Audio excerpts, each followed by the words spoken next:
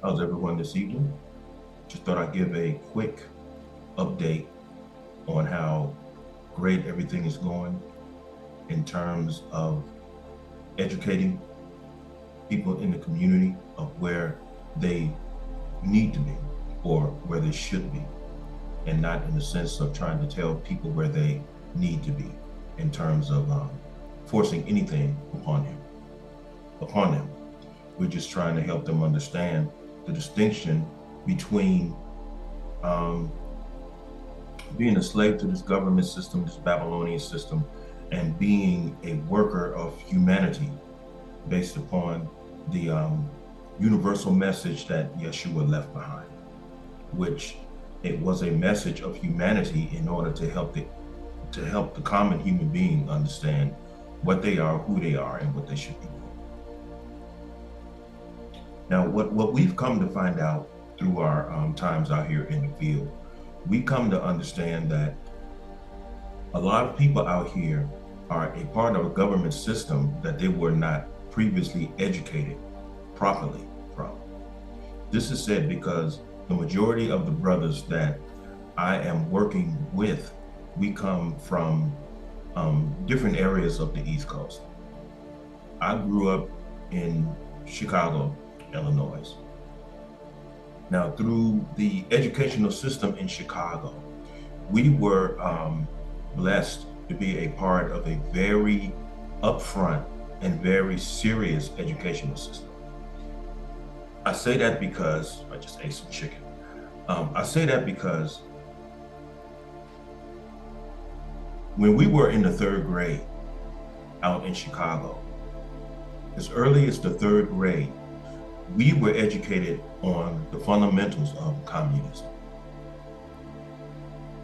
And what we had came to understand is that through the third grade, we found out, venturing back to kindergarten, we came to understand that before we were even taught to read and to write and to count, we were first taught the Pledge of Allegiance, the Pledge of Allegiance to the flag. And we came to understand that in our being educated on the Pledge of Allegiance of the flag, we all came to realize and came to a agreement that none of us was educated on what the Pledge of Allegiance meant. And so, with all of this being said, we have started going around teaching the community of the Constitution of the United States. Now, when we were coming up, you were taught the basic fundamentals of the Constitution in late sixth grade. And so we would be given documents and limited information during the last couple of months of our sixth grade education. And so we were to take our time to study it over the summertime when we were on summer vacation, so that when we went in to our seventh grade, all of the other regular curriculums of history were suspended because we needed to spend our entire school year of seventh grade studying the United States Constitution. And the reason why for that is that when you venture into eighth grade, you were required to take the Constitution test and pass it, which was 101 questions. And if you did not pass that, you were not able to go further into high school. So it's equivalent to a child learning the Pledge of Allegiance in kindergarten unless they were not able to move forward into first grade. Now, what the people out here are being educated to understand, it says that it it I'm moving too fast.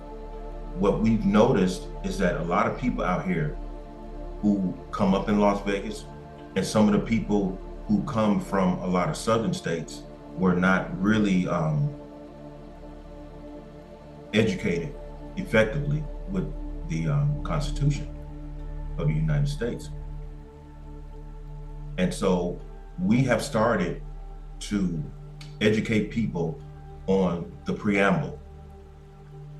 And once they understand exactly what the preamble is about, it will explain a whole lot of things in terms of what's going on over in Palestine right now with Israel, with the Jews over there.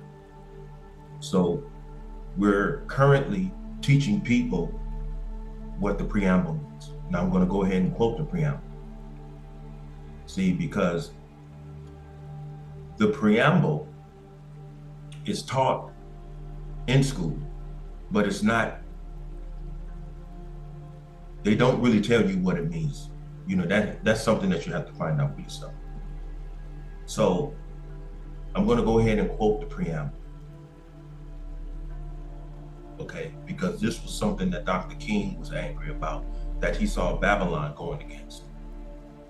So it says, "We the people of the United States, in order to form a more perfect union, to establish justice and ensure domestic tranquility, provide for the common defense, promote the general welfare, and secure the blessings of liberty to ourselves and our prosperity, we ordain and establish this Constitution for the United States of America." Now, mind you, when this preamble was established, Black people were still slaves. So this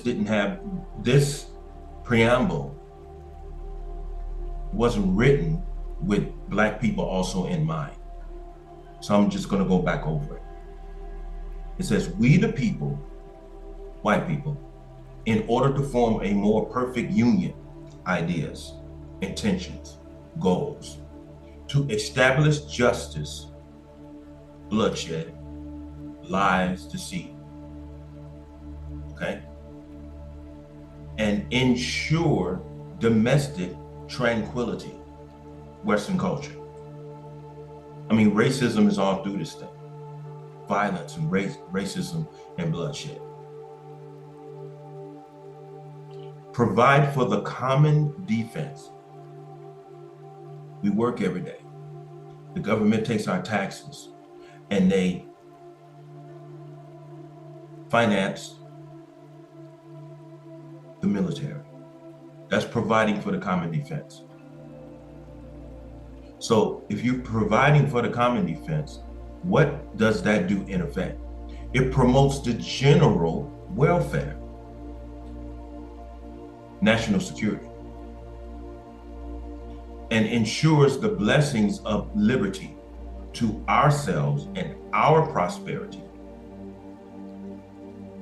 We ordain, not God, not Yahweh,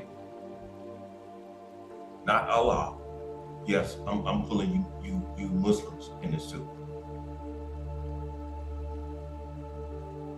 Not Jehovah. We ordain and establish this Constitution for the United States of America. Now, if you compare the preamble and what it means to the teachings of Yeshua, which is a message that is very humane, it's a universal message, and it goes against religion and politics, you would understand that being involved in this Babylonian system, you cannot claim yourself to be a member of the body of Christ, whom carry a message of a universal humanity. Now, let's remember when Yeshua stood in front of Pontius Pilate, who was a politician. Pontius Pilate asked him, "Are you a king?" And he said, "Yes, I'm a king." He said, "But my kingdom is not of this world."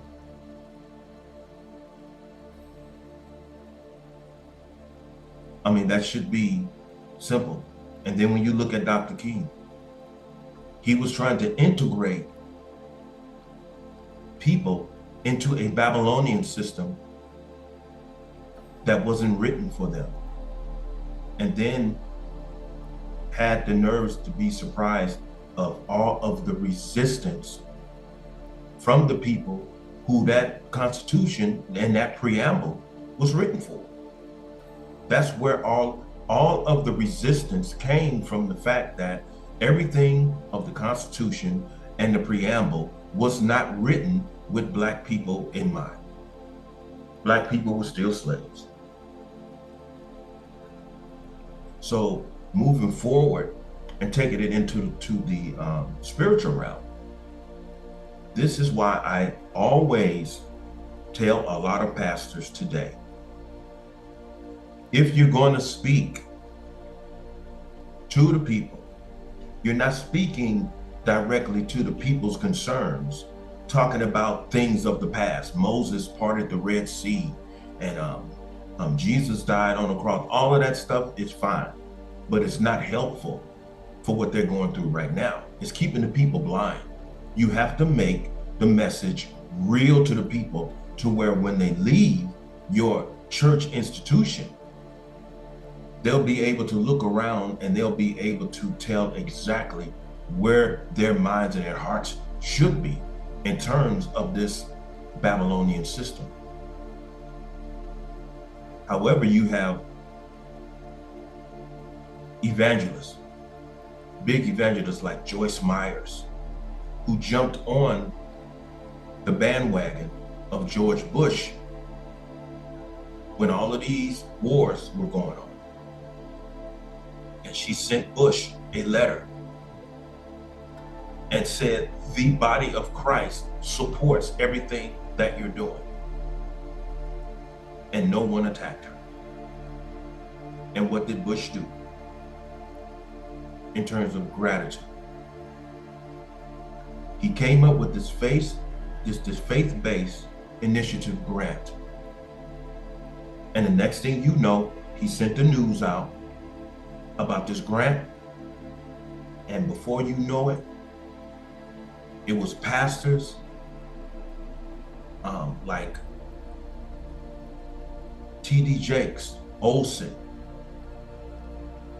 her, everybody stood in line to get their faith-based initiative grant. And even after they read it,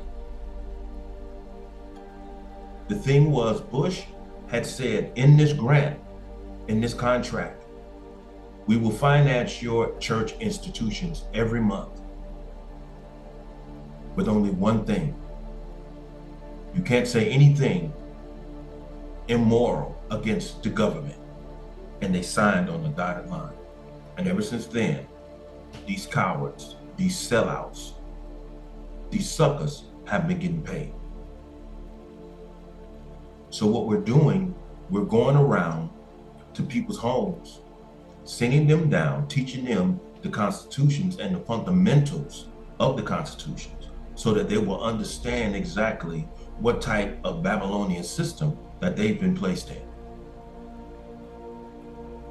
And this is the reason why I use that Roman background. This is the reason why I was saying in one of my previous videos, the reason why that Roman background was being utilized is because it represents the system that we are currently in.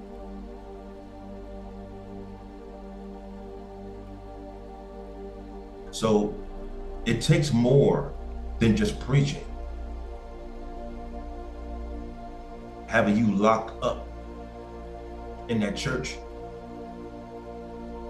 These pastors need to defy this system and go in and educate themselves of the Constitution and point out its Babylonian intentions and its principles and teach it to their flock. But a lot of them are not going to do that because they don't want to lose their grants. But when it all boils down to it, even if you're in the presence of a pastor that's teaching it in favor of you or in favor of the government, it's you that makes the final decision of where your mind and your heart is. It depends upon you and where you are. So if anyone else is out there campaigning for the same thing, take it from us brothers in Las Vegas. You have to educate the people as well of the Constitution of the United States, the preamble, all of those things. And it's not a racial thing. It's a thing of principle. You know how they say we war not against flesh and blood in terms of racism, but of principalities in high places, you know, and the principalities in high places, it's just a whole bunch of racism and bloodshed and deception and all of those things. So currently, a lot of people are starting to wake up because they're being educated on the United States Constitution and how this government was formed and how it's still functioning. And a lot of people are finding out that the way that this Babylonian system wants you to live and have gotten you living and gotten you thinking and feeling goes against. It goes against the universal and humanitarian message that Yeshua left behind for every human being, so that everyone could get in touch with who they are, what they are, and one of the reasons, and the reason why they're here. That's what it all boils down to.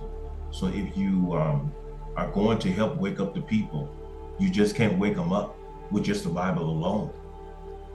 You have to help them understand exactly what type of Babylonian system that they're involved in, so that they'll be able to make a righteous choice based upon their state of moral standards. So with that being said, I'm going to go. Just wanted to give a follow-up on our progression out here, and go back to studying the Constitution, because what's most healthy, even if 7th grade was the last time that you studied the Constitution, it's time for an update, due to the fact that you are an adult now and your mind is more intelligent, and your outlook and your insight should be a lot more clearer because of your state of maturity. Research it. Give yourself an update so you know exactly what this is talking about. And then go into your book, go into your mind, and compare what this system is all about. Compare it to what's in your heart and what's in your mind, and then you make a choice.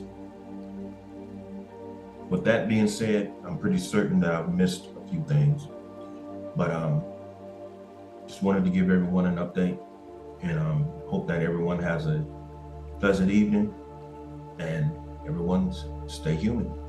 Peace.